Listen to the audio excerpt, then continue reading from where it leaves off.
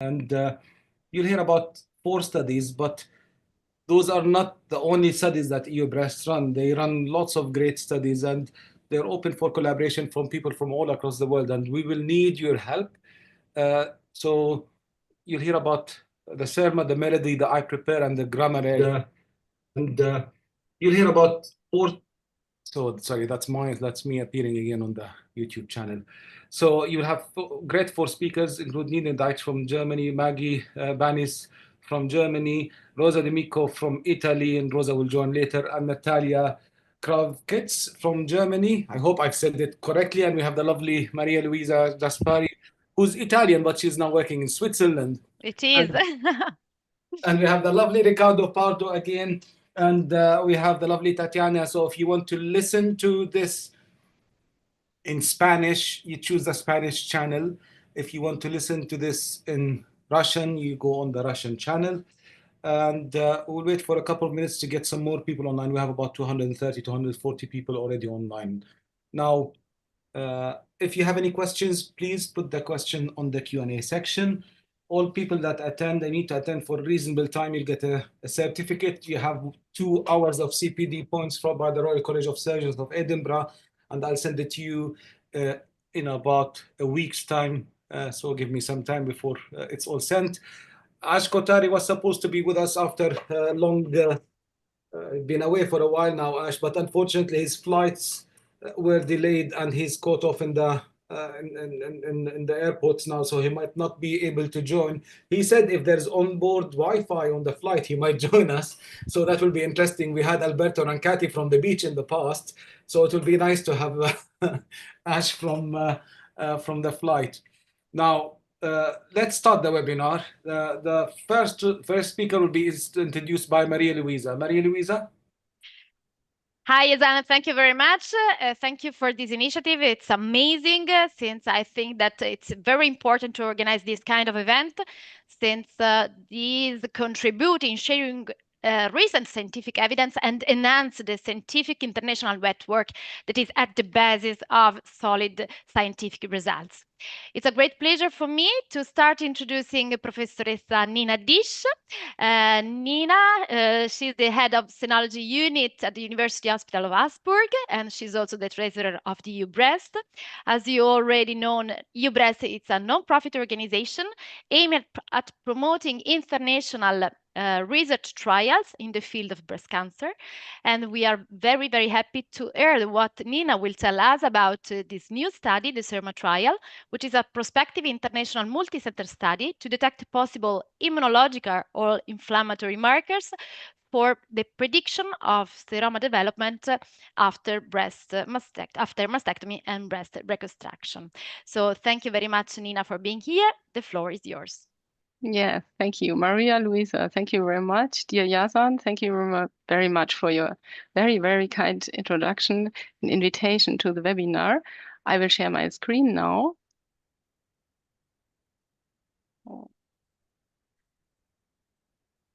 Hope you see it now.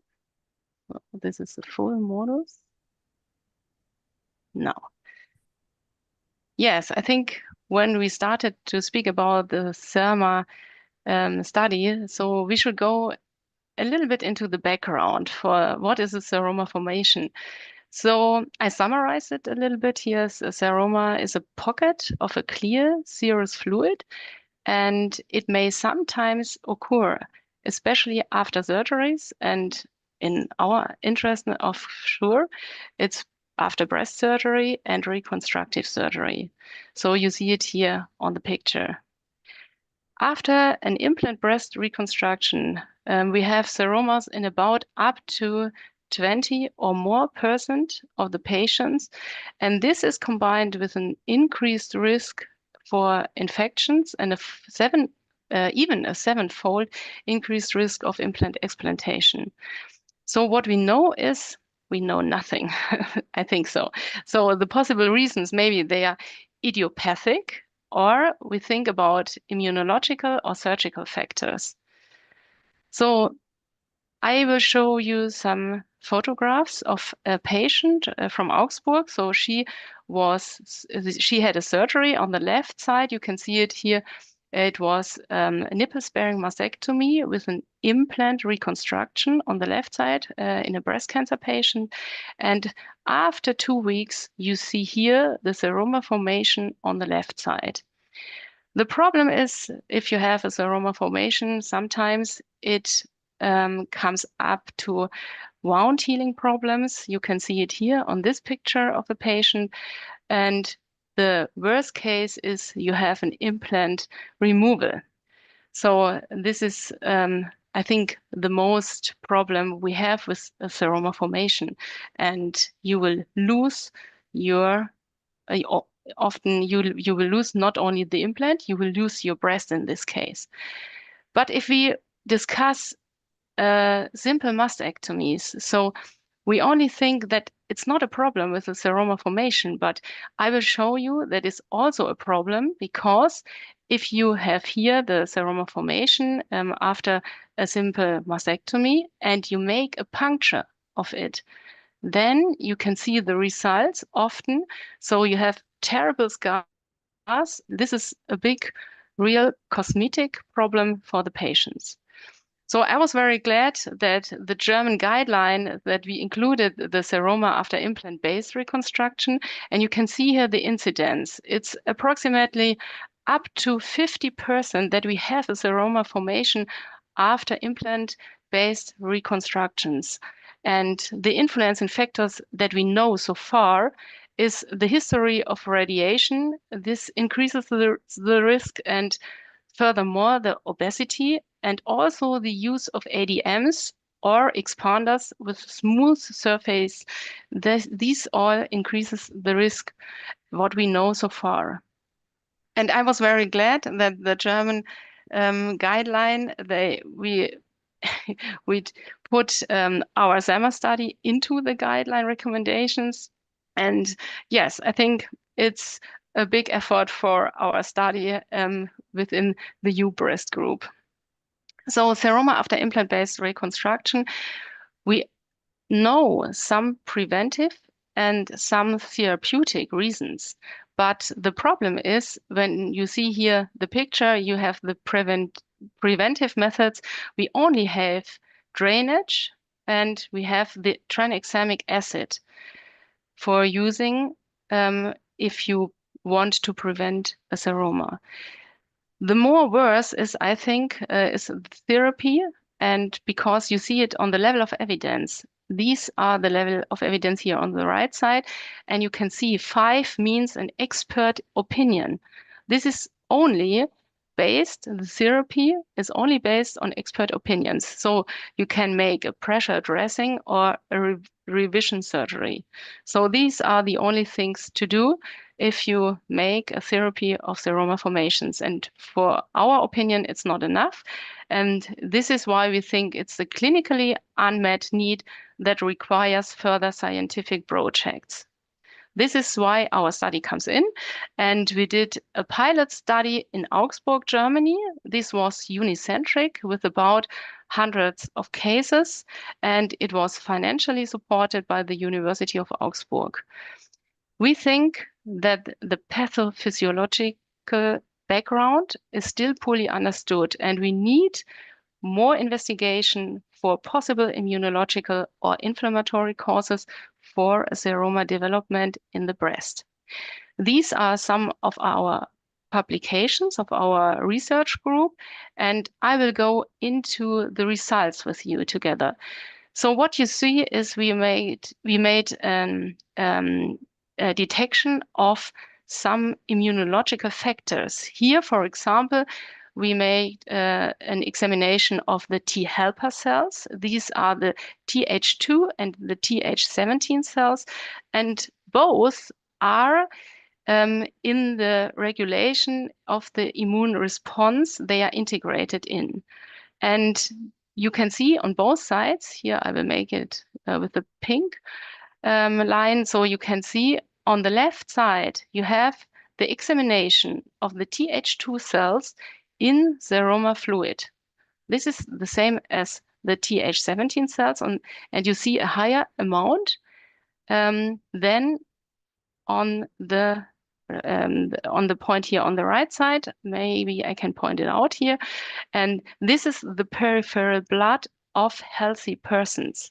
And what we see, what is here in the pink bottom here, you can see this is the seroma fluid examination as well as the peripheral blood examination of these T helper cells. They show both the same results. And this was in a clear contrast to the significantly significant difference between the blood of healthy persons.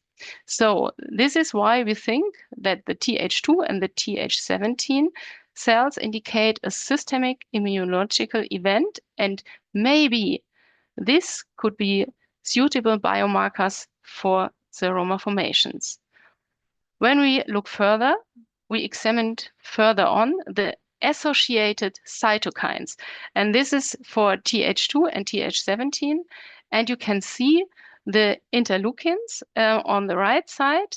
You know it from the clinical all-day work, the interleukin 6. This is on the right side here, and you can see the blue points. The blue points are the examinations of the interleukins in the seroma fluid, and you can see the difference to the peripheral blood of the patients. This is yellow marked. The peripheral blood results of the healthy persons is green. And what you see, and this is in a clear contrast to the examinations of the Th cells, you can see here a difference, a significant difference of the seroma fluid of the patient with the patient's peripheral blood. And this is why we think the enrichment of the interleukins in the seroma fluid could be a local immunological event, and also, therefore, we can think about if this is a suitable biomarker also for seroma formation. And this leads us to our big study, the SerMa study. The results of the SerMa pilot study underline our hypothesis that seromas of the breast after mastectomy arise due to immunological or inflammatory processes. And here we pointed out some primary objectives. We want to find out a special patient group with an elevated risk for a development of a seroma formation. And we try to find it out with here the examination of immunological and inflammatory markers within the seroma fluid, as well as in the blood and in the tumors. And furthermore, we examine the local microbiome to investigate a possible bacterial colonization of the skin and of the tumor. So furthermore, we examine the tissue and the blood, as well as I mentioned before. And for us, it's very important to address the composition and the pathophysiological reasons for seroma formations. For our opinion, it's the first study which do it, and this could be the basis for new studies for prevention strategies. If you see here, this is the study to point out. It's a prospective international multi-center study, and we have two big groups. So on the left side, you see the patients with breast cancer. On the right side, we have the healthy persons.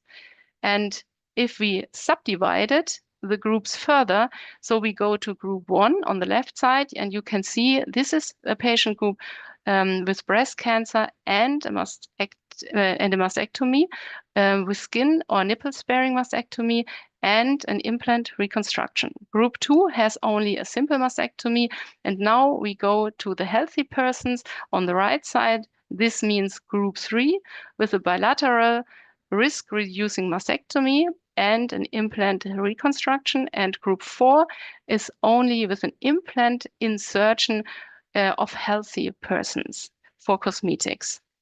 And this is the 4 groups. They are of particular interest in answering the question of the role of a pre-existing cancer So we have to differentiate it between the group, maybe with the reason of foreign material, and will be therefore the 4 groups will be therefore compared. When we go to the inclusion criteria, I think they are very easy to remember, because you can include all patients with breast cancer for group 1 and 2, and surgery, it has to be a mastectomy. And on the right side, you see the group 3 and 4. Here, the inclusion criteria all have the age of 18 or higher. And the surgical procedure planned with an implant insertion with or without a skin-sparing or a nipple-sparing mastectomy. If we go to the study procedures, so you can see here, we take the preoperative blood samples, and then we go to the intraoperative swab smear. So you can see it on the left side. This is for the examination of the microbiome. And if you have a seroma formation, so you should determine it with the ultrasound. This is shown here on the right side.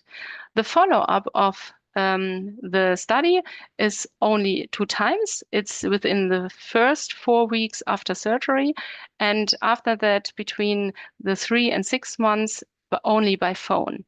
If you have an emergency seroma, or emergent seroma, so the patient will come into the clinic or into the hospital. So you should also take blood and also take the seroma fluid. So this is the group behind. I want to show you the group behind. So this is not only me. So we are a big group in Augsburg in Germany, and we have, for example, here Professor Udo Jeschke. He is the head of the research laboratory, and Claudia Treidel-Hoffmann. She is the head of the environmental medicine. You know, the microbiome analysis, they are all done by the environmental medicine. And we have our most important person, this is Melita Köpke. So she is the project manager. And the stars behind, so I would say, is the EUBREAST. And you see here Thorsten Kühn, all of you know him, and Maggie Barnis-Paluchowski. She's also the head of the German steering board. And you see further working and study groups and persons from the pathology, from the plastic surgery, radiology, radiotherapy, and also patient representatives. The International Steering Board is being formed at the time. So if you are interested in, you can write us an email or get in contact with us. So we would like to speak with you about this possibility. So if I come to the end, so you see the treatment is only according to the standard of care. This is the most important point, what I mention here. And the only to-dos for the study are the patient-informed consent and the documentation in the ECRF. And you should do also the blood collection and the SerMa formation collection, and send it by postage. The postage is covered from our institution. And if you are interested in participation in the steering board and in the study, so you can contact us. Here's the email of the SerMa study. I have to thank I think most the EUBREAST group and the EUBREAST network for the support of the study and the very well discussions with you. It's a pleasure for me to be within this group, and thanks to Edi Bonci too, because he did a wonderful presentation within the last days via LinkedIn. And yes, thank you very much for your attention and your interest for this study, and ask me some questions. Thank you very much. That's great, Nina. Thank you for the lovely talk. And there are a few questions online. I think there's a couple that are very easy to answer. Somebody asking about why are you asking inclusion criteria 18 and above? First of all, they can consent at 18 and above. And second of all, you don't tend to get breast cancer at an early age. Now, there was a couple of comments and questions online. Sorry, my Zoom decided to update when the webinar started. So that's why I'm on a different computer now. Now, there is a comment from Abba Desai online to say, I thought that seromas are because of lymph node dissection and because of leaky lymphatics. Any comments on that, Nina? Yes, we examined this too, because we make also an examination at the time for a smaller study, and we take or we sample the lymphatic fluid. And it's different. I can say that it's different from the seroma, what we get also, but a few weeks later. And we found differences in the immunological factors and something like that. I hope we will get a publication in the next 3 months for that. But this was a real important point, and thank you for this question, because we have to address this. And for my opinion, sometimes it helps a little bit if you make the surgery of the lymph nodes and the breast with different entrance. Yes, I call it like this. Because if you make a stitcher in the axilla and it's not, the fluid cannot go through the breast, maybe this helps a little bit to differentiate it a little bit more better, but I can promise we have results in the next up to 3 months, and we can address this point. Perfect. Maria Luisa, you have a question for Nina? Yeah, exactly. Nina, first of all, congratulations for the excellent presentation. Recent evidence showed that immune system and inflammatory play a pivotal role in cancer development and behavior. And I think that's very interesting to investigate a correlation also in this setting. And also, it is also very important to initiate a registry on postoperative breast seromas. I have a question, a couple of questions in reality. The first one is very fast.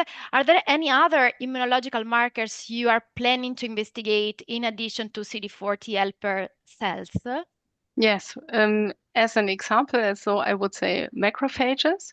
So these are known in combination with immunological problems, and we measured it in the tumor microenvironment and also in the tumor, and we measured it now in the seroma fluid as well as in the blood. And I can say we detected it in all of the 3.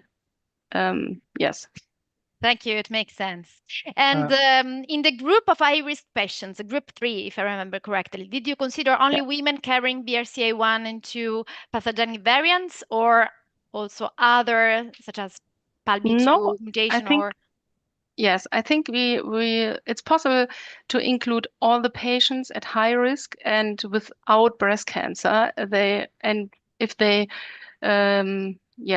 if they are planned for a surgery like prophylactic mastectomy or a risk reducing mastectomy, so it is possible to include them. Okay, perfect. Thank you very much. Ricardo, you have a question? You have your hand up?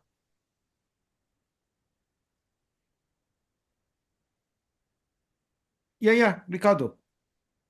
Maybe I don't hear you. Yeah, because he needs to switch between the channels. Yeah. He's not. I still cannot hear. Okay, so I'm sorry. I cannot hear you. If you put it on the chat, Ricardo, I'll be able to ask it on your behalf. That would be great. And Maggie, Rosa, and Natalia, any questions to Nina or any comments about the study? There's a couple of questions I want to ask from online. And anything specific? Okay. Maybe I can read a question because I can see it. Yeah, there's quite a few questions. Yeah, let's start with. There's a question from Hiba Hussein. She's a radiologist, and she's asking, when do you start to repeat the drainage under ultrasound scan guidance, if it's enough? When do you think that a radiologist is needed for those drainages? I think that's the question. Yes, the radiologist is always needed. So in front of the surgery, I think so. I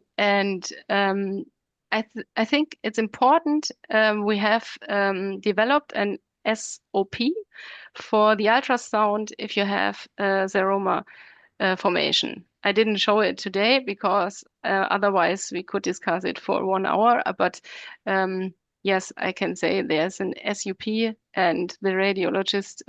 It's very, very important to have you within the study. And Ricardo, I got your question. I will ask it at the end. Perfect. Maggie, you have your hand up. Yes, thank you. I just wanted to mention that in Germany, SerMa study is definitely among the surgical studies that we've been most waiting for. And all of you who are clinicians and breast surgeons know that this is a huge problem, the seroma. I would say this is the number one problem in reconstructive surgery, possibly. And Nina has started talking about this study and the idea of this study about 2 to 3 years ago, I think. This was the first idea. Yes. That you presented at the A little bit conferences, longer. and most of the breast centers have been really waiting towards this study. Yes, and it's opened. The study is open in Germany, and we try to open it in the next, I hope within this year, in the next couple of weeks or months for the other countries. And last question from Rosa before I have a couple of closing comments, and then we'll go to the next study. Rosa. Can you hear me, Rosa? Yeah. Hello, Nina. This is a great study. I'm looking forward to starting it in Italy as well. My question was about the follow-up, because I've seen that half of the follow-up is by phone calls, which is very interesting because now in this way you don't have to ask for further efforts. But what are you going to ask to the patients? There is a specific question. Are you asking just if there is some swollen breast or what else? Yes, thank you very much for this important question. We have a couple of questions for the patient. So it's included in the red cap system. And yes, we address all the, I think, the surgical issues and so on. So there are a lot of couples, a lot of questions. I think I have to think about it. I think maybe 30 questions, I would say now. But we address the problem if they have also an infection or something like that, or they have a bleeding after that. So the complications are addressed. So I think, yes, we have a questionnaire for yes, for everything, I think. So we discussed the study within the EUBREAST network in Germany, and we addressed all the questions from the surgical specialists in Germany. So there are a lot of questions. And I think you need to answer these questions and to write it down, maybe about 15 minutes. So there's at least 20 questions online. We will not be able to answer them because we need to close the SerMa and go to the melody. And there's lots of questions that are all relevant, maybe about use of tranexamic acid, role of steroids, thickness of flaps, use of diathermy, lots of things that are really relevant, but we really cannot answer them all. I can say they are all addressed. Yes, and that's why you need to get involved in the study. And Nina, is this open for international sites now? Now not, but I hope within the next weeks. And yeah.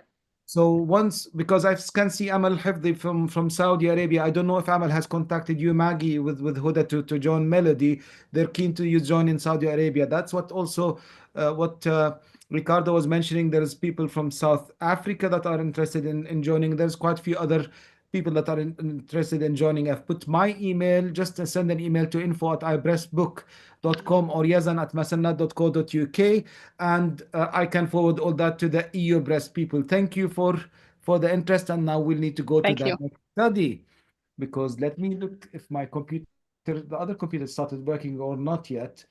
Zoom is updating on the other computer now.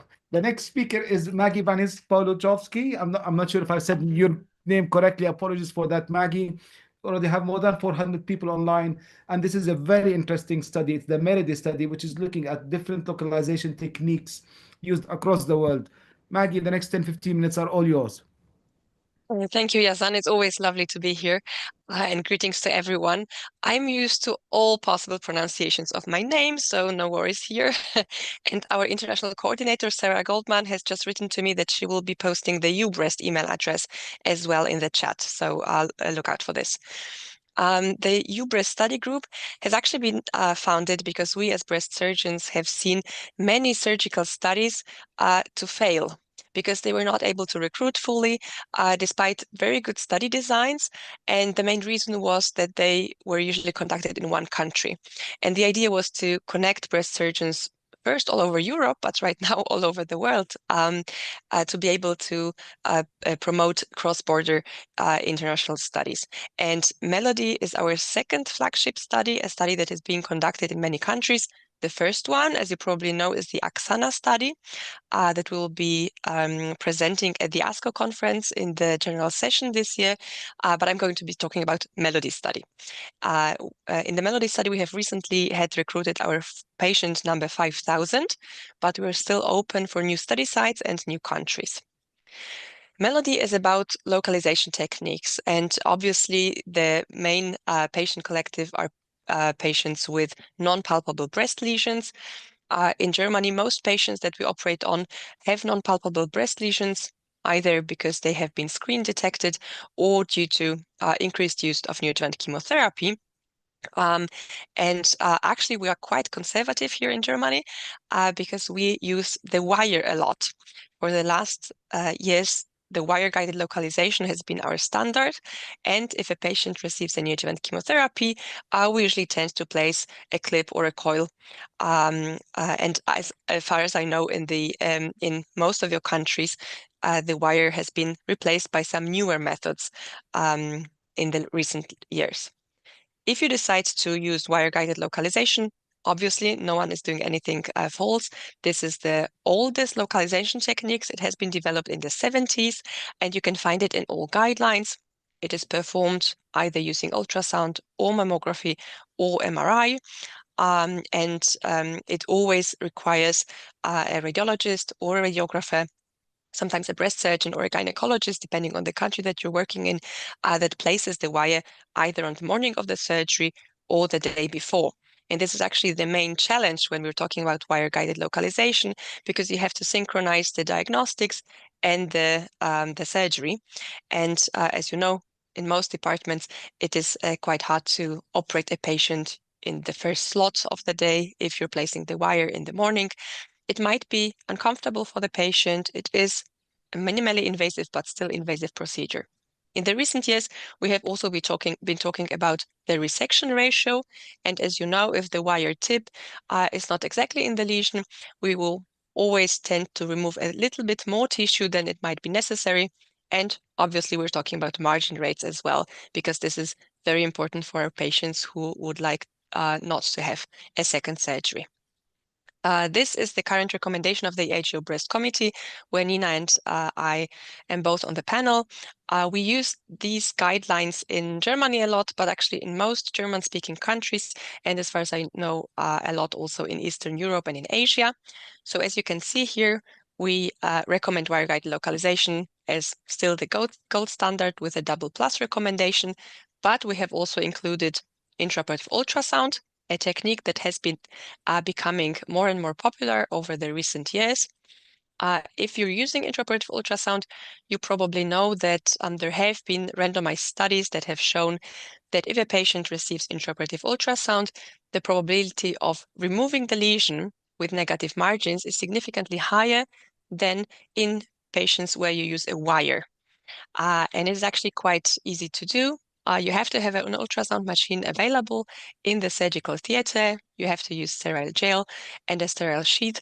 But if you are a skilled sonographer, this is actually a technique that is very, very helpful.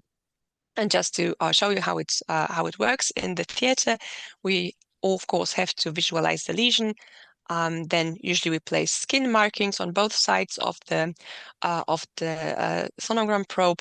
Then turn the probe, rotate the probe, visualize again the lesion, and in the end you would have the skin marking. Obviously, some people like to place a wire exactly at the same moment while already having sterilely draped the patient, and it is of course possible to combine these techniques. Here you can see some examples of lesions that are suitable for intraoperative ultrasound.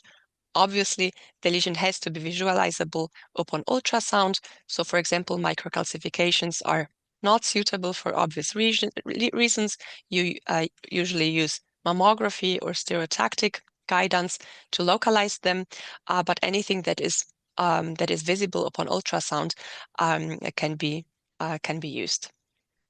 Afterwards, we always perform specimen ultrasound, and there have actually been studies showing that if the surgeon himself or herself performs specimen ultrasound immediately during surgery, the probability of having tumor cells in the re-excision specimens is higher, because obviously he knows exactly in which direction he should be performing margin shaving. Of course, we have also included this caveat, and as you can see, we state that only lesions visible upon ultrasound are suitable for this technique, and I think this is the most important factor, the surgeon has to be a skilled sonographer. What do we have next? We have all varieties of probe-guided localization techniques, and for some of you, it is probably daily routine, everyday surgery with these new modern techniques. In some countries, they have not been very popular. In Germany, in the last, I would say, 3 to 4 years, we've been using them more and more. And just to let you know how it works, in case you have never seen a surgery like this, I have brought you some videos. Here you will see the MAXIT. MAXIT is a small clip, a small marker that can be placed days, weeks, months before surgery to the lesion, and can be looked for using a probe. And I hope very much that you can hear the audio, the tone. Guys, do you hear the audio? Yeah, we do. Yeah. Okay, thank you. That's great. So it's quite a simple principle in all of these techniques. The acoustic signal is usually getting louder or more intense if you are nearing the lesion. And you have also the probe where you can see either a number that is going high, as you can see here, or in some other probes, you will see a distance to the marker in millimeter. Okay. So, vielen Dank. So MAXIT is a paramagnetic marker, meaning that it's not a permanent magnet. It doesn't fly to your clamp that's made of metal, but if you use metallic instruments, you will usually have a strong interference with the signal. So this is sometimes a challenge, because you have to you should use not metallic instruments. And another challenge, and it counts for all magnetic markers and also radio frequency markers, you will have large MRI artifacts. And this might be a problem if you're using MRI in case of neoadjuvant chemotherapy, for example. Recently, we have seen the MACTotal study, and this is the first randomized study on a probe-guided technique that is not radioactive. Andreas Karakatsanis from Uppsala in Sweden presented this study recently, and he compared patients that received MAXIT localization and patients who received wire-guided localization. It was a randomized design, a large number of patients, and he could clearly show that there has been no difference in the re-excision rate. The re-excision rates were quite low in both arms. The resection ratio, meaning how much tissue we remove, was also similar, but there were less localization failures in the MAXIT group, and also the surgery was slightly shorter when the MAXIT was used. And this is quite a nice idea. Andreas asked also the surgeons, the radiologists, and also the surgical coordinators which version they preferred better, and they all said MAXIT. So this is why in the EUBREAST committee 2 years ago, we decided to upgrade the recommendation for MAXIT following this randomized study to a plus recommendation. What else do we have? We also have markers that are permanent magnets, like serous pintuition. As you can hear, the signal is quite different. Here in the probe, you can see the distance, 20 millimeters. And at some point, you will see that my probe is exactly pointing towards the marker, because you see like a cross. So this probe will guide you towards the marker in quite a nice way, I think. Magnetic marker means you can use metallic instruments. Usually they do not interfere with the signal, but if you come very near the magnet, it's a permanent magnet. It will just fly to your clamp and might stick there. So this is something to be cautious about. And well, you just have to know this. Another form of marker is a radar reflector. It's called Savi Scout. It's quite a long marker. It's 12 millimeters long with 2 small antennas. And again, here you have a signal and you have the distance to the probe. And as you can hear, the signals are very different. So it's actually quite nice to try all of them out. There you can see the distance. I'm 1 millimeter distance to the marker. The radar reflectors do not cause any relevant MRI artifact. The MRI artifact is minimal, so this is not a problem there. Radio frequency identification tags like localizer from Hologic, that are used, as far as I know, in Switzerland, for example, but in some other countries as well.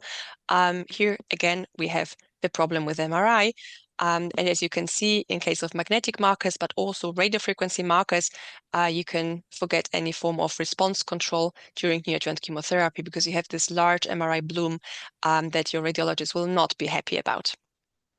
In some of your countries, probably radioactive seeds are also in use. We do not use them in Germany because they are not, unfortunately, approved for use for reasons of, radioactivity. We have very strict radiation protection law, but in the countries where you can use them, it's a very nice option. But obviously, you have to have a radio or nuclear department somewhere near your hospital. And the roll technique is another technique that is in use, for example, in the UK, in the United States, and in Turkey. Here you inject technetium, so the same thing that you're using for sentinel node biopsy, into the lesion, and you're looking for this with the gamma probe. So you can combine it with the sentinel node biopsy, and in this case, you would call this technique SNOL and not roll. And now I'm coming back to the MELODY study, and we have designed the MELODY study together with the EUBREAST study group, a very active study group from the UK, where Yazan is also very active. And we decided not to plan a small randomized study. We wanted to go for a large study that will include every possible localization technique, because we wanted to compare all of them. And as I have showed you, there is so much to choose from. Different markers, different localization techniques. In some countries, you use ink, for example, and if you mark your lesion with a clip or a coil, there are more than 100 different shapes and sizes you can choose from.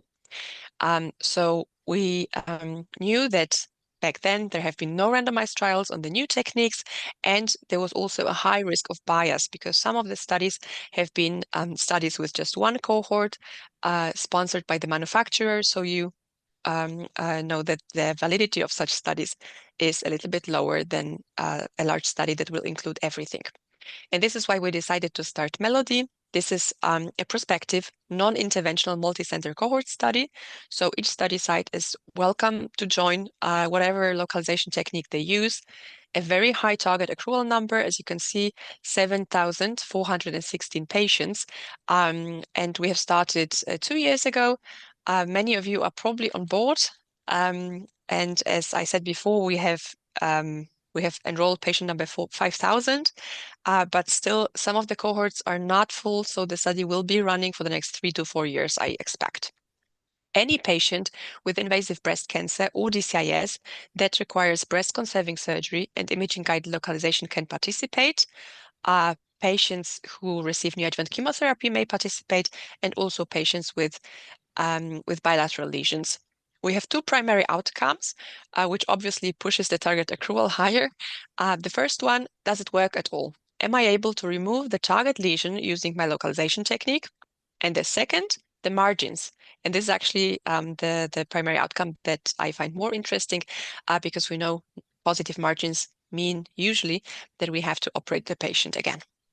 And obviously, and it is similar in all large studies, we have a number of secondary outcomes, like, for example, lost markers, mastectomy rate, complication, localization failures, and also very, very important for our study groups, we also want to look at different perspectives. So there's a short questionnaire, just 2 questions for the surgeon, a very short one for the radiologist, and also a questionnaire for the patient.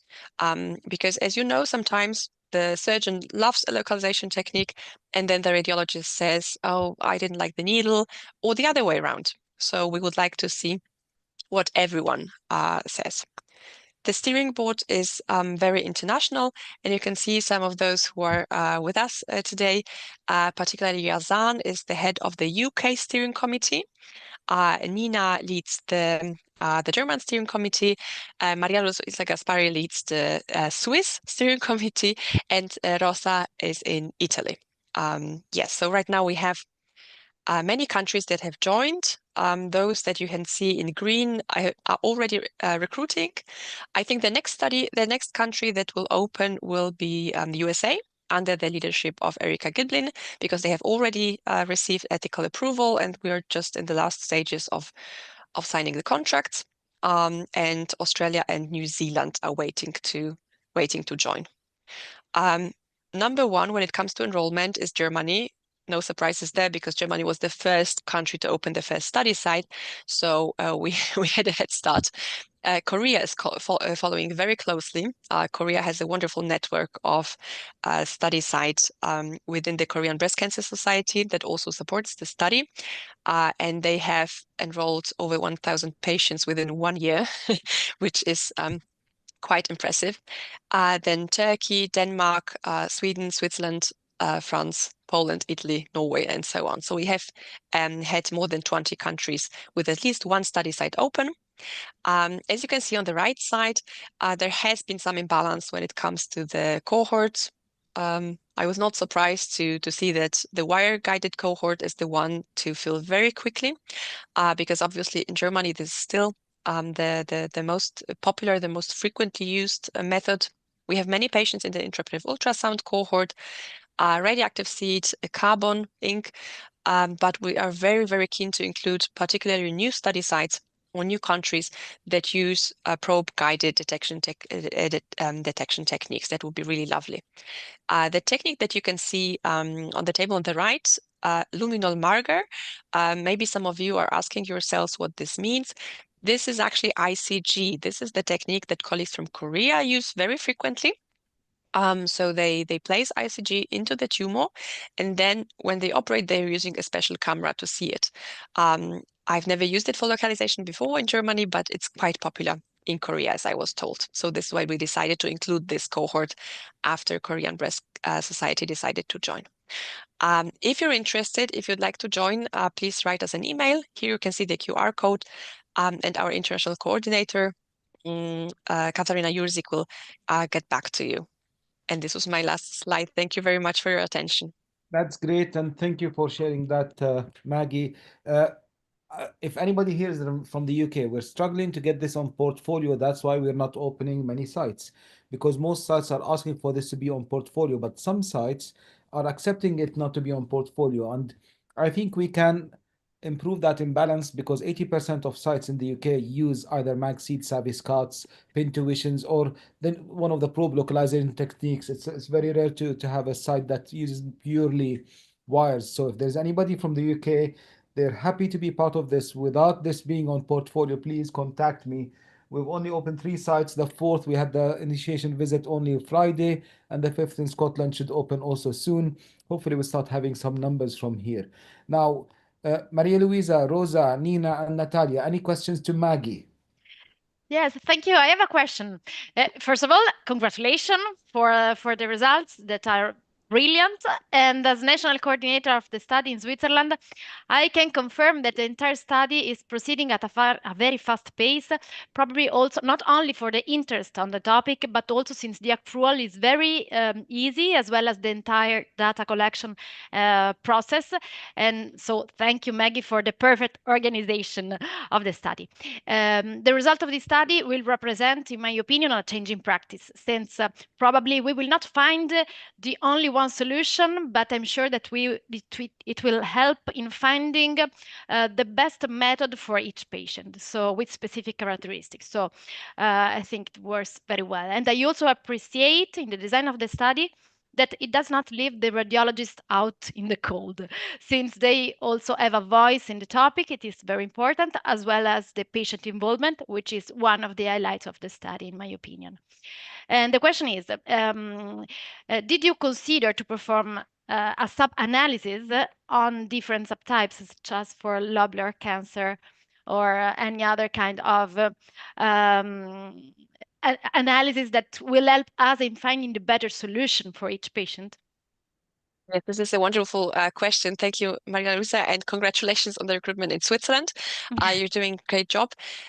Yes, so we are planning several sub-analyses, different subtypes in terms of tumor biology, receptor status, but also the histology type. And we document the type, we document whether the tumor was lobular or NST or mixed, and this will be a very important secondary endpoint of the study. Thank you very much. Any other questions? I think Nina has a question. Yes, thank you, Maggie, for the perfect presentation. I think this is a very great study because it's so simple to integrate in the all workday.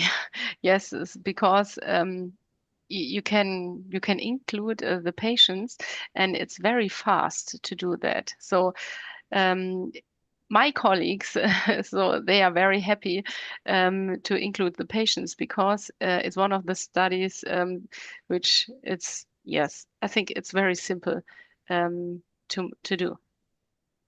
And thank you very much. It's a great, it's great, this study. Yes. Thank you.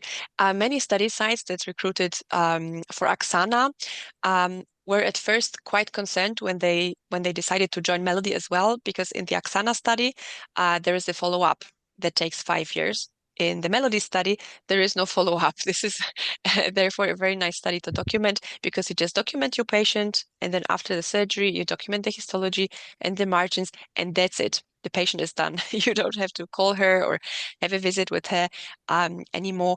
And in my hospital, we actually decided to enroll every patient that received a localization.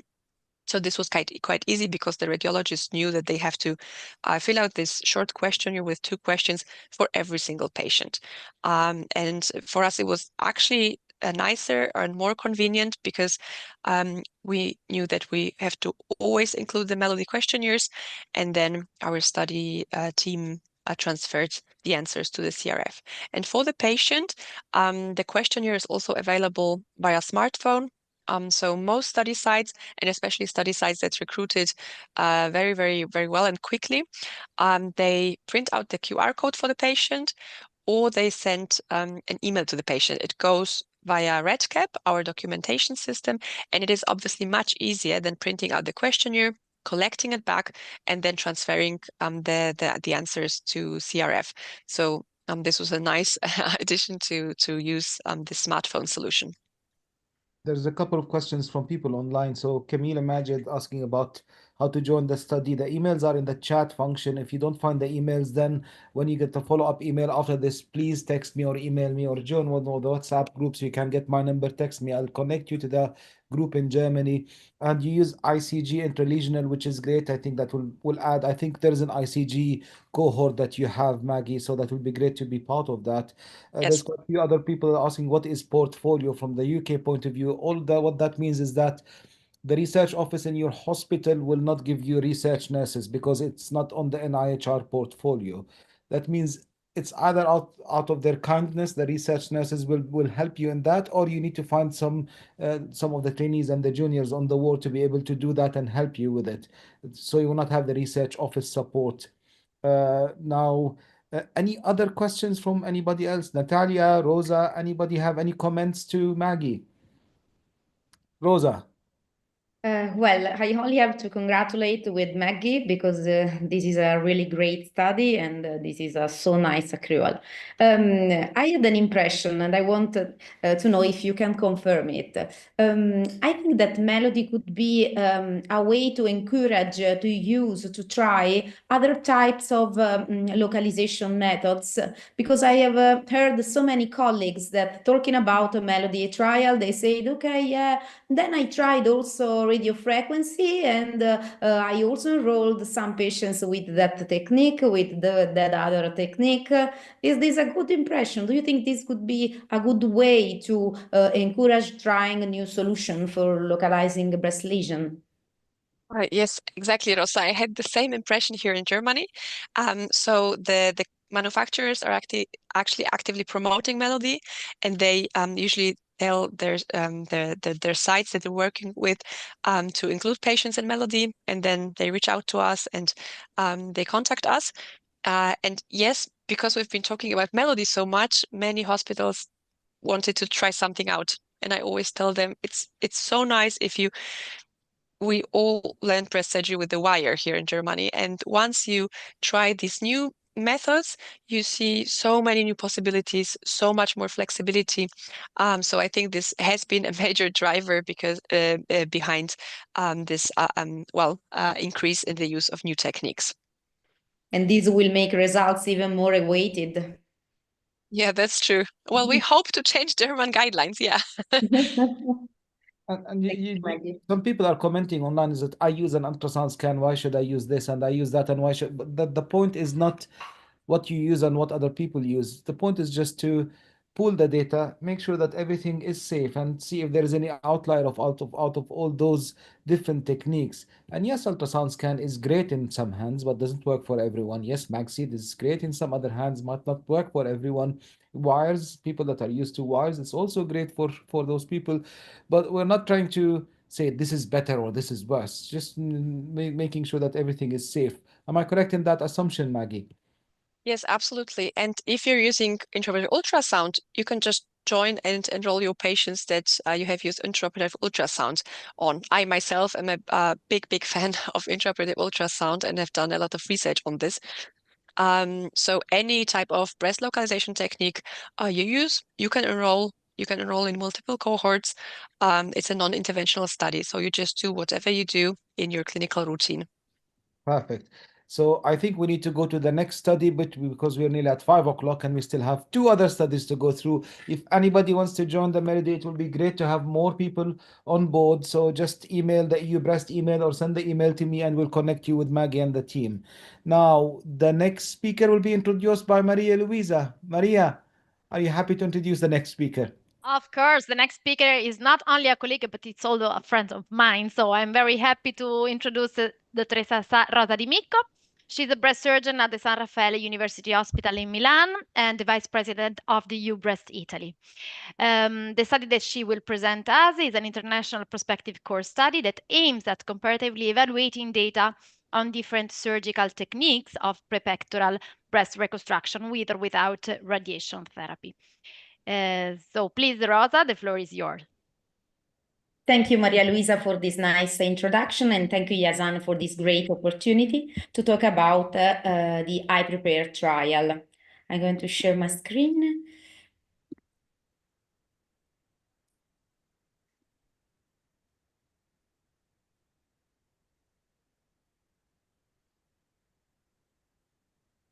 Okay, here we are.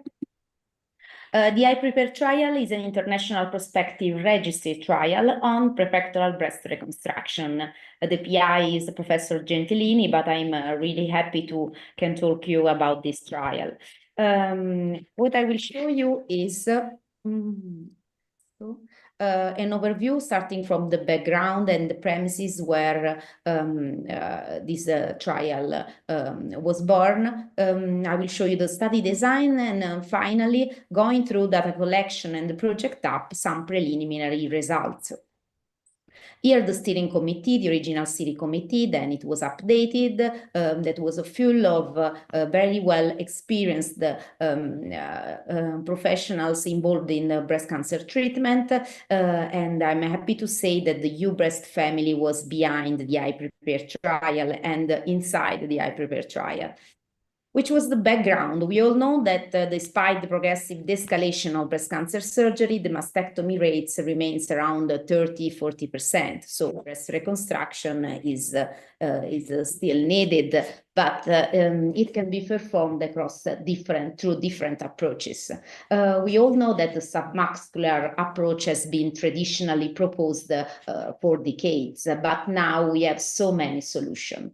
Until we saw that the prepectoral breast reconstruction could offer us a new solution. In a simple way, we can restore the breast mound, replacing the gland with an implant underneath the subcutaneous tissue. So several techniques now have been proposed with different surgical approaches, including or not the use of biological and synthetic meshes. But what we knew at the time when we wrote the protocol was that data on prepectoral breast reconstruction showed promising results only through retrospective case series and studies with a small sample size. Now we know that the prepectoral breast reconstruction has become the preferred reconstructive technique in the USA. We know that each surgeon has its own procedure, its own preferred procedure. Some surgeons use the pocket, a mesh with non-absorbable tissue, a mesh with absorbable tissue indeed. Other surgeons prefer to put the implant directly underneath the mastectomy flap, and this implant could be polyurethane foam coated or microtexturized. So we have so many techniques that we want to understand more, which one gives the best result. This is our experience in San Raffaele Hospital. We usually use a polyurethane foam coated implant without any mesh.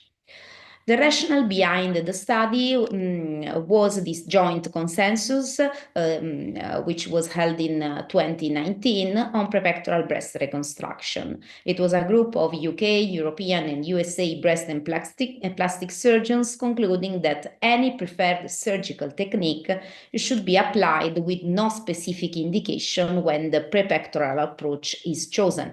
And what is needed there? They suggested to to audit results for sure, but to collect specifically both early and late data on patient-reported outcomes, readmission rates, resurgery, implant loss, infection, and revision surgery. Which was the knowledge gap. We knew the advantages of the prepectoral breast reconstruction, but we didn't have enough good quality data. The EUBREAST study told us that the prepectoral breast reconstruction was underrepresented because only 2% of patients included in this trial underwent prepectoral breast reconstruction. So they highlighted that studies with a longer follow-up time and a greater number of patients, irradiated patients above all, were needed to obtain a clearer understanding of the matter.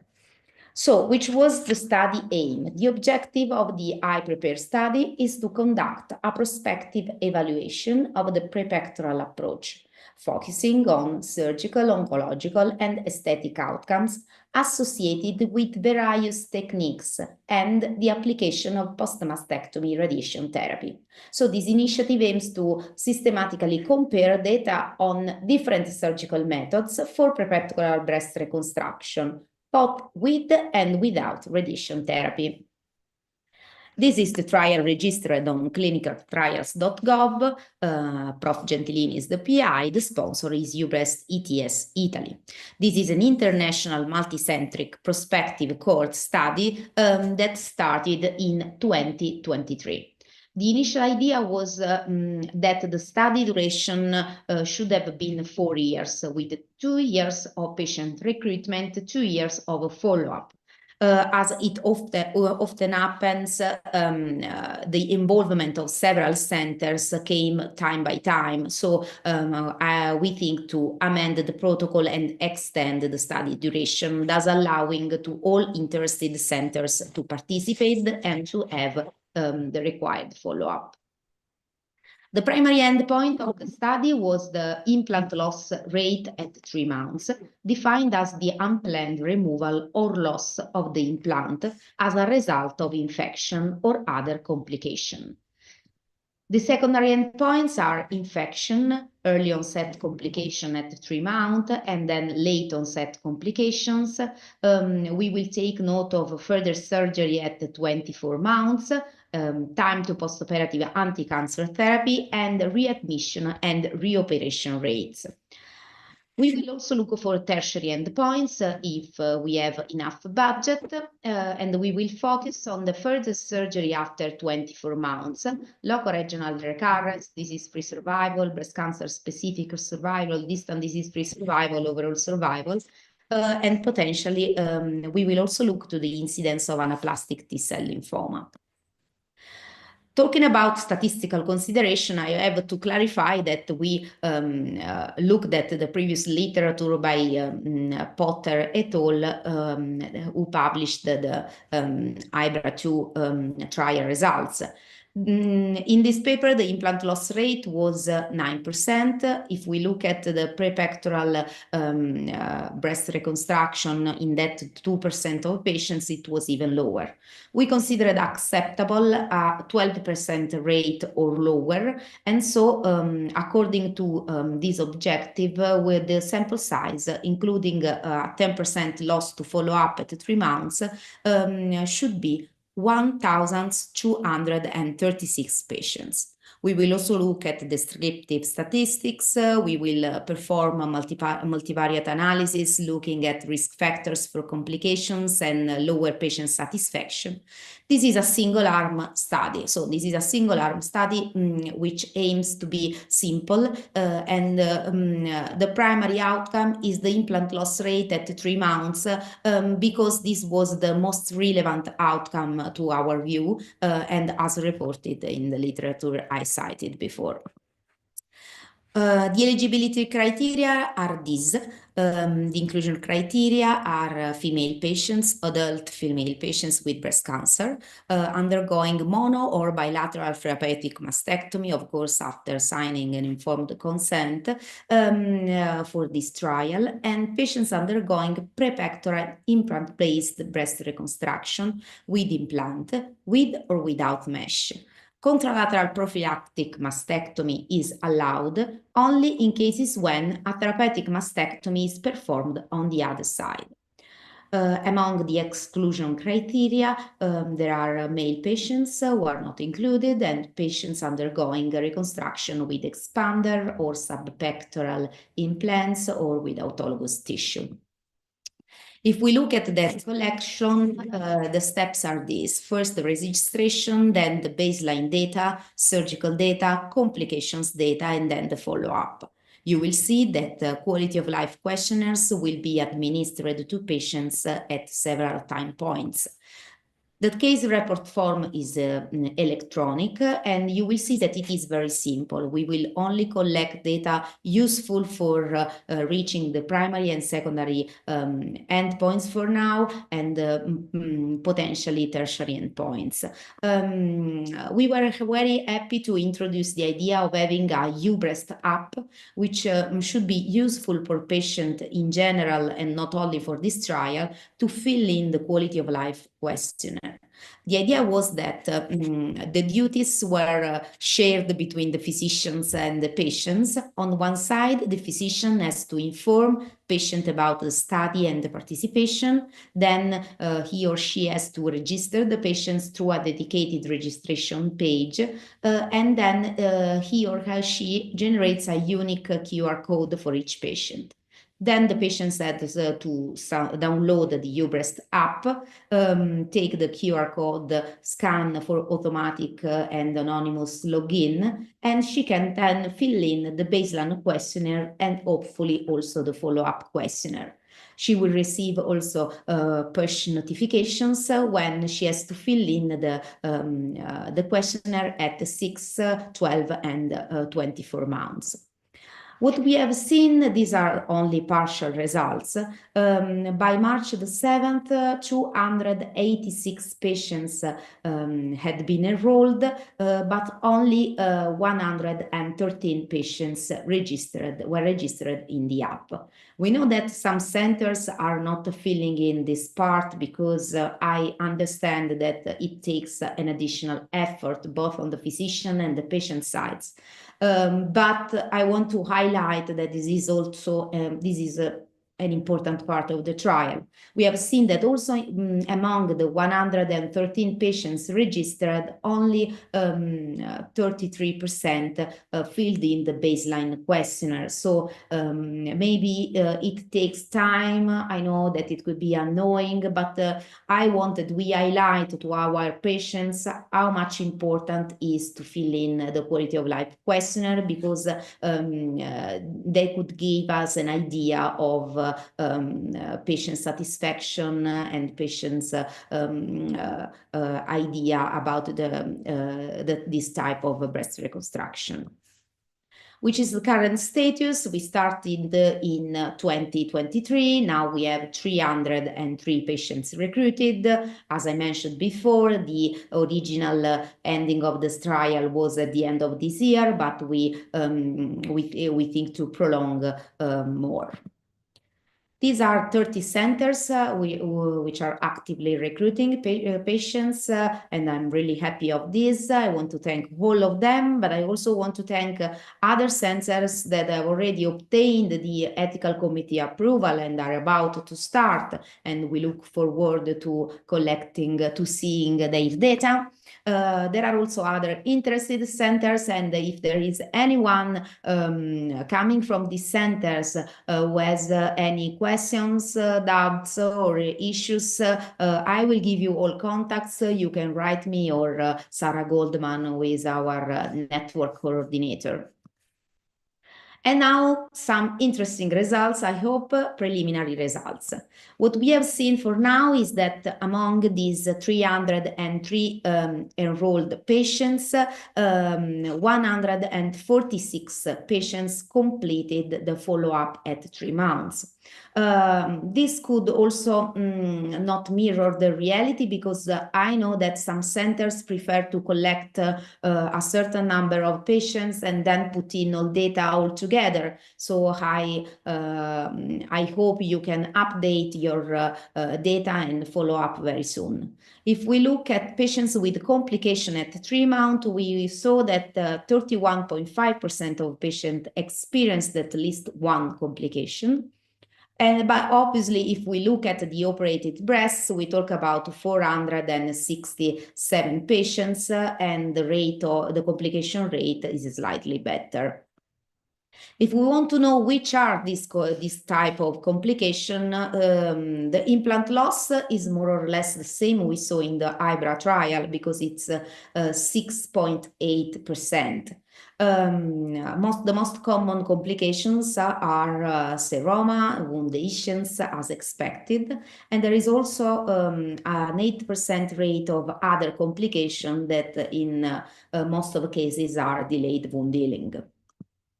If we look at the rates for the breast, of course, they are slightly better, and the implant loss rate goes down to 5.5%, similarly the delayed wound healing. So I look forward to see all of your data, and I hope you can update your follow-up and your CRFs very soon. If you have any question, you can ask me or Sarah, and we are always more than happy to answer. That's a great talk. Thank you for that, Rosa. Now, what questions do you have from Maggie, Maria Luisa, Nina, and Natalia? Do you have any questions for Rosa? Maggie. Yeah, thank you, Rosa, for presenting this really great trial. We have started recruitment in Germany, and I must say it's a really nice and straightforward study. So it's quite simple to include patients before the surgery when we're planning direct implant reconstruction. And I just want to congratulate you on this study. I was wondering, do you have any patients who cannot use the app for some reasons? Have there been any technical problems?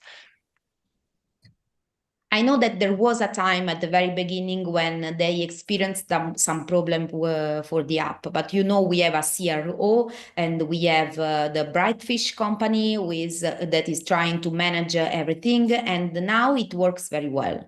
So with our support, all participating centers that wants to participate for the secondary outcome as well are able to use the app, absolutely. And thank you. A recurring question, because we have a good significant percentage of people attending, thanks to Ricardo, that are Spanish speaking. So nearly every country in South America will join, not only from Spain. Is there questionnaires and is there forms that are in Spanish if somebody wants to join in Spanish sites for all the studies, not only for the iPrepare? I cannot hear him if he's talking. There is a set of 8. Okay, we started with 8 languages, and I think the Spanish is included, but I can ask for a confirmation to Sarah. But maybe among these 8 languages, Spanish is included. I'll be surprised if Spanish is not one of the top 8 languages in the studies. I'll be surprised. Any other questions by anybody else? So I think it's an interesting thing, and I think we'll be looking forward for the results. Some people are asking about data for radiotherapy toxicity. Do you have any data on that, or will you collect lots of data on that? We also collect the number of fractions, the type of radiotherapy. Our aim is to find any obvious correlation with the complication rate and with the implant loss. What I can tell you is that the radiotherapy also impact on late complications more than on early complications, because maybe at the 3-month the radiotherapy has been just completed or it has not started yet if you have the first chemotherapy. Because also there's a couple of things. Radiotherapy is not only, it's not all the same. So different radiotherapists will give different regimes, will have different results, and will cover different areas and will have different problems. And you also have the previous radiotherapy instead of adjuvant radiotherapy. And for me, the failure is not only radiotherapy associated extraction of that implant. Also, a very bad result is supposed to be a failure also. So just having the implant staying in is not always a great result. Sometimes after radiotherapy, it does not look great. I'm collecting this type of data, Rosa. This is why we hope to have data with quality of life questionnaires, and I think that also the data from further surgery will help us to catch this information. And any other questions from Natalia, Nina, Maria Luisa, or Maggie? Natalia? Yeah, I have a question. So how do you what is your strategy? Do you stratify patients regarding to the form of the incision, like is it NSM or SSM or T-inverted incision, yes, or you can stuff like that? specify the type of incision, the wise pattern approach, the radial incision, nipple sparing or skin sparing. Yes, there is this specific information. Right. Perfect. So if anybody wants to be involved in the study, again, it's the same EUBREAST email, or you send an email to me and I will connect you with the team in EUBREAST. It would be great to have more sites on board also with the iPrepare study. And we'll go to the next study. And the next study is about granulomatous mastitis. I still remember we'd done a webinar on benign breast diseases about a year ago. And we talked about granulomatous mastitis. Oh my God, the amount of interest, because we see so little of that and we have no clue what to do. So we might have some clue now after the talk by the next speaker. The next speaker will be introduced by Maggie. Maggie. Yes, thank you. Yeah, I remember this webinar. There was so much going on in the chat, Yes. hundreds of questions. But actually, afterwards, some of the people that reached out to us had ample experience with this disease, and they got in touch, and we included them in the study and in the steering board. So this is my great pleasure to introduce not only my esteemed colleague from the University of Düsseldorf, but also one of my best friends. We're very international. We are both working in Germany, but we are originally from Poland. So Natalia Krawczyk, this is how you pronounce her last name. The floor is yours. Yeah, thank you, Maggie, for this nice introduction. And thank you, Yazan, for the opportunity to speak here. I will try to share my screen.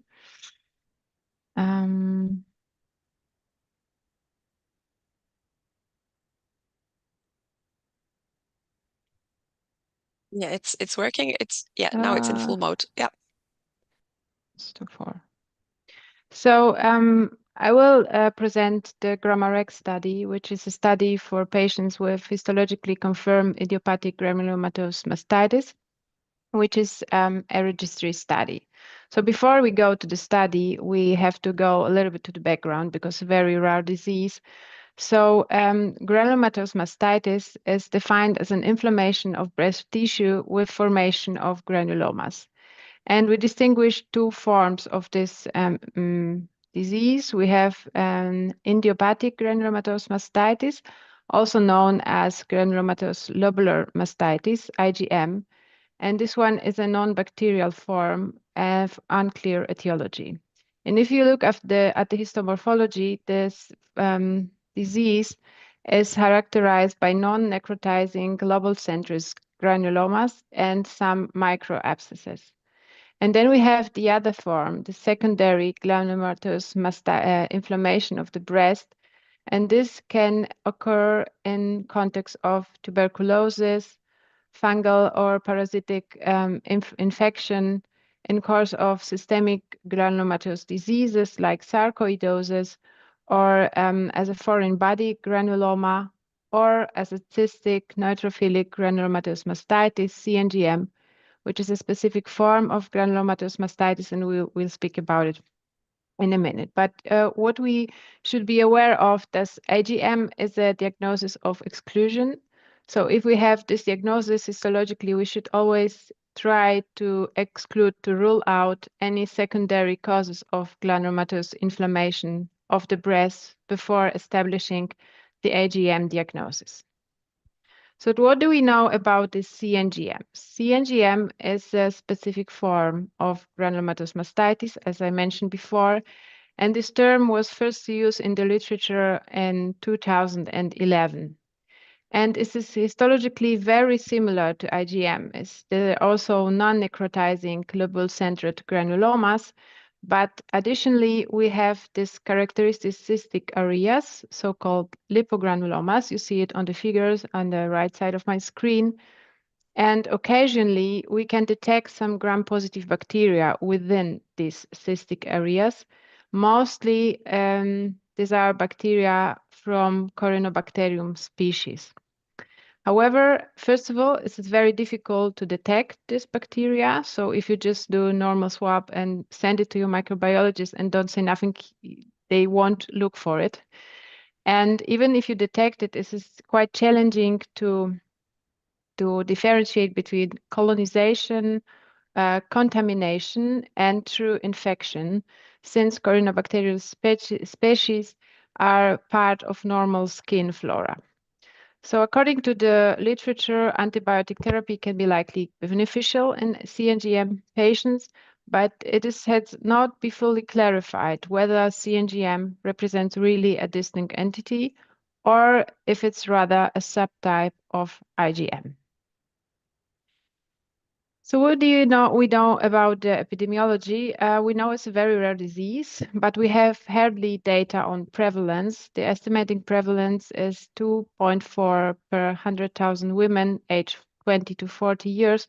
However, this data come from the US, and we have no data from Europe, and also no data to actually prevalence from Asia or Middle East, where the most of the cases coming from. And there are several hypotheses on etiology of IgM. One of them says it can be an abnormal immune response within the breast tissue. We have a theory that is a reaction to trauma or infection, such as Corynebacterium species. Like I said before, mostly Corynebacterium crossband-steady. There are some theories that there is a metabolic result of metabolic or abnormal hormonal processes, such as hypoprolactinemia, or finally that there's a result or consequence of some lactation disorders. So there are several risk factors described in the literature. So we know this IgM predominantly occurs in women of childbearing age, and the patients are these women are mostly parous, and the condition occurs in several months to years after breastfeeding. And also milk stasis is a factor discussed as a risk factor in the literature. We have also cases reported, IgM cases during the pregnancy is very rare, but it have been reported. We have IgM cases in older women, and we also have IgM cases in men. However, all IgM cases described or reported in men were reported in context of some estrogen exposure. So we know also that the most patients with IgM are of non-white ethnicity.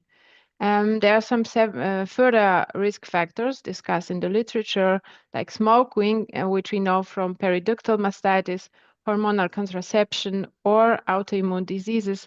However, the evidence here is very inconclusive. There's no evidence that IgM is connected with some increased risk of breast cancer. There's no link between IgM and breast cancer. So how about the symptoms? So IgM is characterized by severe local symptoms of long duration. So the symptoms last weeks to months and are very heavy. We have most common symptom is probably the painful lump. Some patients present with redness or with abscess formation. We have some patients with ulceration or fistula. Some patients have lymphoadenopathy, and we have also cases reported bilaterally in 1 to 8% of cases reported in the literature. IgM occurs on both sides. So we often have multiple findings in the breast, and we usually have no systemic symptoms. So the patient has no fever, has no systemic inflammation symptoms. What we should be aware of is the inflammatory breast cancer should be always considered as clinical differential diagnosis. So we always need a histology, first of all, to confirm our diagnosis and also to exclude malignancy. So how about the imaging? So a mammography may reveal some irregular mass, some focal asymmetry or architectural distortion, often suspicious for malignancy. We have ultrasound, which is the most common imaging modality used in this disease. And we can see there often ill-defined hypoechoic or heterogeneous lesions, also usually suspicion for malignancy. And we often have very large lesions, like you can see on my screen, 4 to 5 centimeters, usually a large findings we see on ultrasound. And if our therapy is effective, the findings become smaller and more well-defined during the course, as in the course of the therapy, if your therapy is working, of course. And what we also see, and what is also described in the literature, that we often have multiple lesions and confluent lesions, and we can also see some ectasia with debris inside as a characteristic findings for mastitis or also for IgM.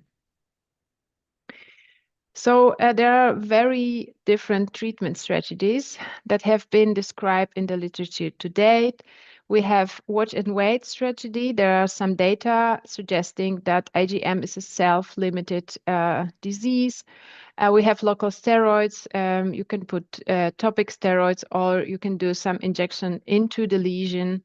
We have systemic high-dose steroids, and I think it is the treatment, the most popular treatment for the first-line therapy of IgM. Then we have some data on methotrexate for a first-line treatment, or for a treatment of recurrences. And we have also data for other immunosuppressive agents like iminoquid or azathioprine, colchicine, hydroxychloroquine. We have some studies, some cases with a therapy with bromocriptine. We have a lot to antibiotics. However, normally in IgM, antibiotics doesn't work since it's a non-bacterial condition. And there's very many case reports, case series studies on surgical resection or even mastectomy for this condition, or a combination of systemic and surgical treatment. What we don't have is an evidence-based recommendation. So there's no evidence-based recommendation how to treat these patients. And this is an example, a possible example of a clinical course of disease. Here's the patient at the first diagnosis. You see the lump and the redness and the sonographic finding.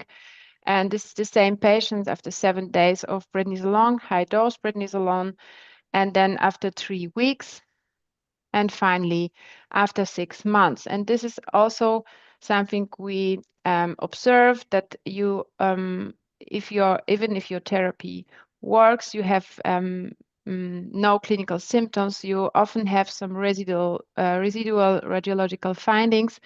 And at least at our center, we stop the therapy still, mostly to avoid side effects.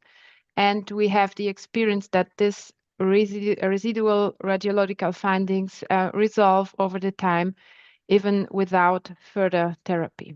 However, we also know that 8 to 30% of patients with IgM will experience some relapse or will experience a chronic course of disease.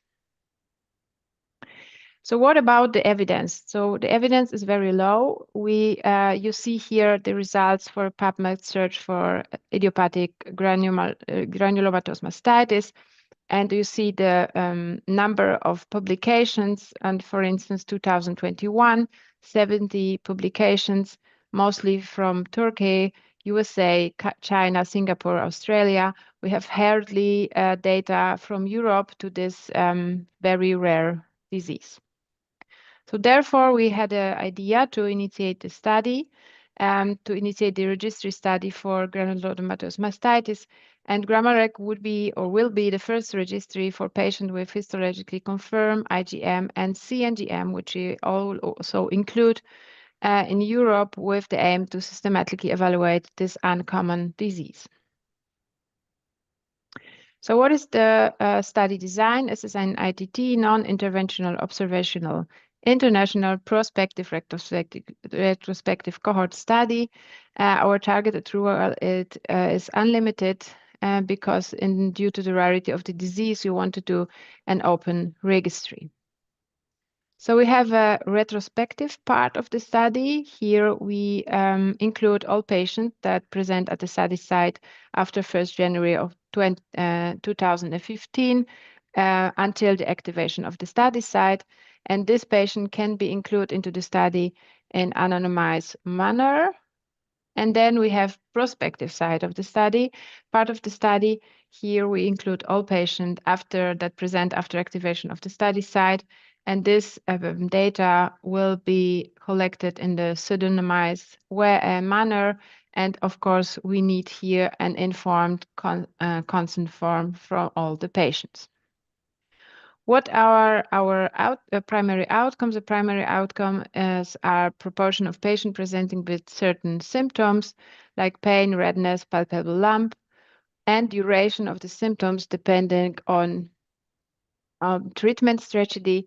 And then there are several secondary outcomes like type and duration of systemic treatment, number of surgeries if performed, recurrence rate, risk factors associated with recurrence rate, also time between first symptoms occurring and histological confirmation, and important for us, the presentation on breast imaging, especially on sonography, but also on mammogram or MRI if performed.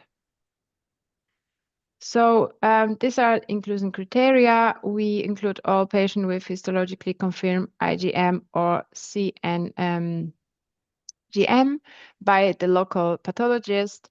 We accept minimal invasive biopsy or histological confirmation on surgical specimen if a resection has been performed.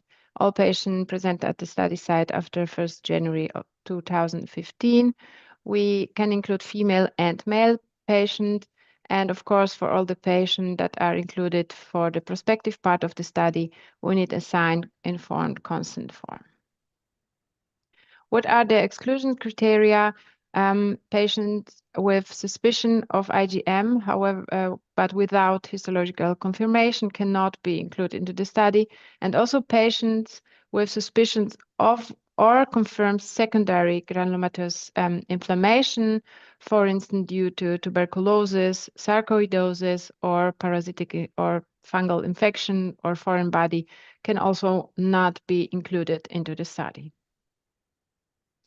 And this is the flow chart of our study. So first of all, we'll need the histological confirmation of IgM, and then the patient can be registered. Then the treatment can be carried out according to the institutional standards, and we collect the CRF at the end of the treatment, and then we conduct the follow-up. First follow-up 12 months after the end of the treatment, and then optional follow-up 3 and 5 years after the end of the treatment. And what is the current status? The study is still not open. We have ethics approval, but we are currently being applied for fundings, and unfortunately we have some issues with the funding since it's a non-oncological topic. And the most institutions in Germany that support clinical trials support trials with oncological patients. But what we do actually is we are conducting an IgM survey.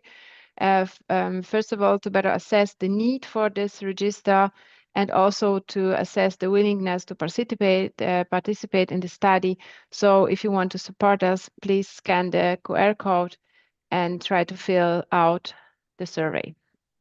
Thank you very much. That's great, Natalia. I'm just answering some WhatsApp texts. The people are asking me already, how can we register? How can we be part of this?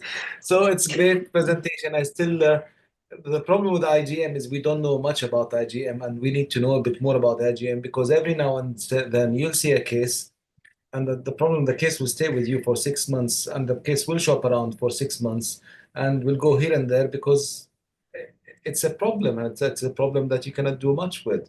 There's a few questions online, but before we take the questions, any comments from Nina, Maggie, Maria Luisa, or Rosa? Maggie. Yes, great talk, Natalia. As always, this is such a rare but important disease, and the clinical need for standardized therapies is huge. Natalia and I organize breast ultrasound workshops every year, and when she talks about inflammation and granulomatous mastitis, there is always at least 20 people standing queue afterwards just to talk about granulomatous mastitis in the end. So this reflects the activity in the chat here. Yeah. Any comments from anybody else? Yes, thank you for the nice presentation to shed the light on this topic. So there is a wide heterogeneity in the treatment approach, probably since most of the time the diagnosis is tricky and challenging. Beth, given this wide heterogeneity, what is the standard treatment approach that you use in case of a clinical suspicion of granulomatous mastitis? So at our center, so first of all, we always do the confirm the diagnosis histopathologically, mostly due to, with core needle biopsy, and our first line therapy is steroids therapy. So we use high dose of prednisolone. We mostly start with 40 milligrams per day, and then we try to taper the dose like every 2 to 4 weeks to avoid side effects. But the therapy lasts long, so we need a therapy for a few weeks or even few months to reach a clinical effect. And what we do if steroids don't work, we use as a second line mostly methotrexate, and we really try to avoid surgery. So we only do the puncture. As if we have some abscess formation, we do some ultrasound guided punction only to drain the pus, but we'll really try to avoid surgeries like really incisions under general anesthesia or resections. We don't do it. I see. And regarding the study, is there any inclusion criteria more than the histology analysis or any mandatory imaging technique or laboratory examination you need for the patient that you want to include? No. So the only mandatory criteria is the histological confirmation, but we decided to not require any additional diagnostic procedures in order to ensure feasibility of the study. And normally in the clinical routine, if you do if you do the core needle biopsy and you send it to your pathologist, if he or she sees a granuloma, they will try to rule out tuberculosis and fungal infection by some special immunohistochemic stainings, which is largely possible. And if you have a diagnosis of granulomatous mastitis, you can also send this tissue to microbiologists to do some culture. And most of the colleagues do that. And most of the colleagues, especially in endemic regions of tuberculosis, also rule out tuberculosis by X-ray and PCR from sputum or some cultures. But you can largely rule out these diseases also by histopathology. So we decided not to require any additional diagnostics. But we ask about it. We asked about in the CRF. We ask the people what they do, what they exclude or not exclude.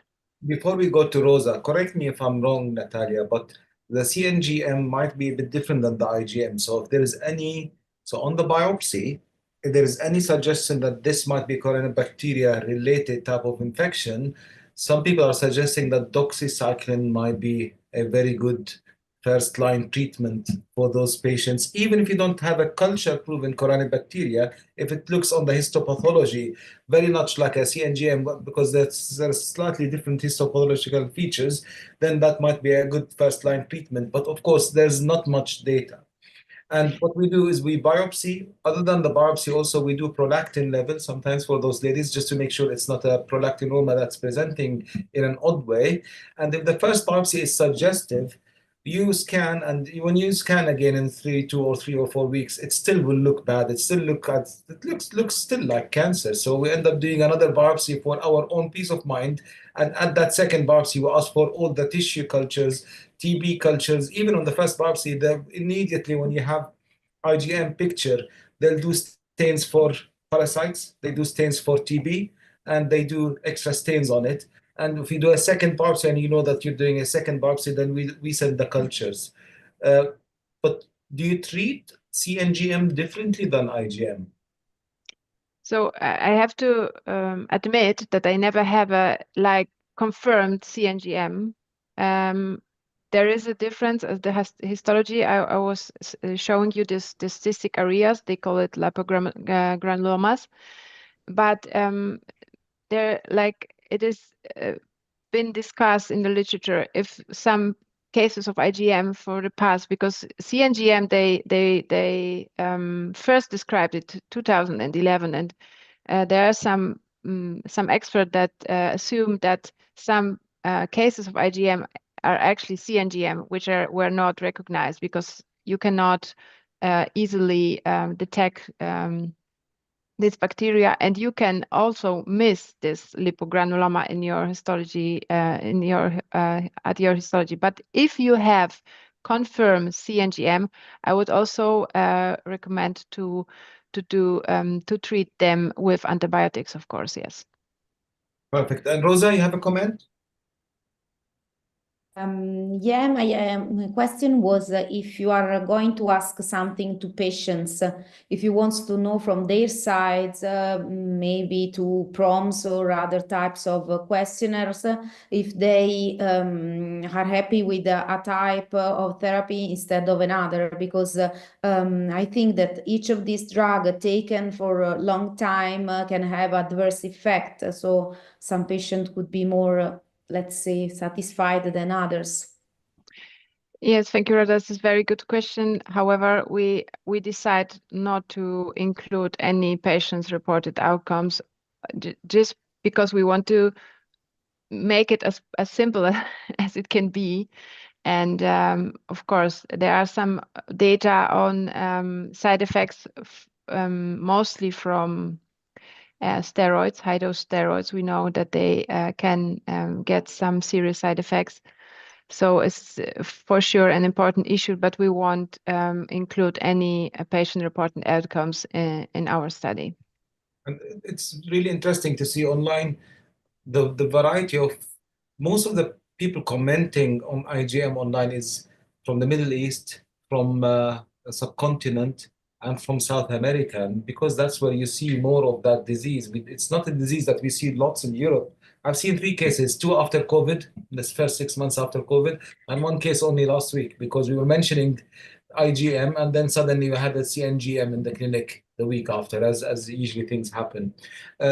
There's lots of people asking, are you open for sites to join the study? So we know that the register is there. So the online questionnaire, people can answer that, and we have the QR code, and we left it online. Please answer that, and I will share it again on the WhatsApp groups, and I'll share it again on the Telegram groups and social media. So please answer as many of you on that. But many people are asking, are we able to join? For example, Lorek Bigoli, and he's a great friend. Lorek has been trying, I think, for more than 6 months. He's emailed a few times to see how they can join in London. So are you open now for recruitment or not yet, Natalia? We are unfortunately not open yet, but we hope to be able to open it in the next months. And we have a lot of inquiries about the study from all over the world. And as soon as the study is open, we will inform all of you who are willing to participate in the study. So you can just write an email, and Sarah forwarded this email to us. And I have a list of centers that are interested in the study. Yes. I think the list will get bigger after today. Any comments by anybody else? Nina, Maggie, Maria Luisa, and Rosa, any comments? It was just fantastic being here, and thank you again for inviting the EUBREAST study group. It's always nice to join forces. And the EUBREAST has been always great. Yeah, come on, Maria Luisa. No, I'm sorry. I just wanted to say thank you for this amazing event. It's a really, really great opportunity for us and for sharing this news about EUBREAST studies.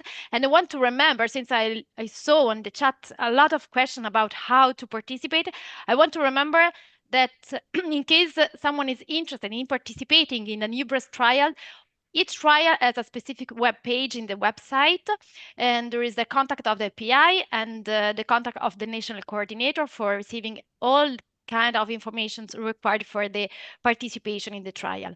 Perfect. And at the end, as an executive board member of the EUBREAST, on behalf of the entire team, I would like to give a special thank to Sarah Goldman, which is our network coordinator, and the presidents of the EUBREAST, Professor Kuhn and Professor Gentilini, who continuously promote and support the scientific initiative of the society that we mentioned today and others. And so let's keep in contact with everybody, since this is a great network. And thank you, Yazan, for this opportunity and this perfect organization. We tried to call Thorsten and Oreste on this, but unfortunately they were both busy today, but we'll get them on another EUBREAST webinar, mainly about the axilla in a few months' time.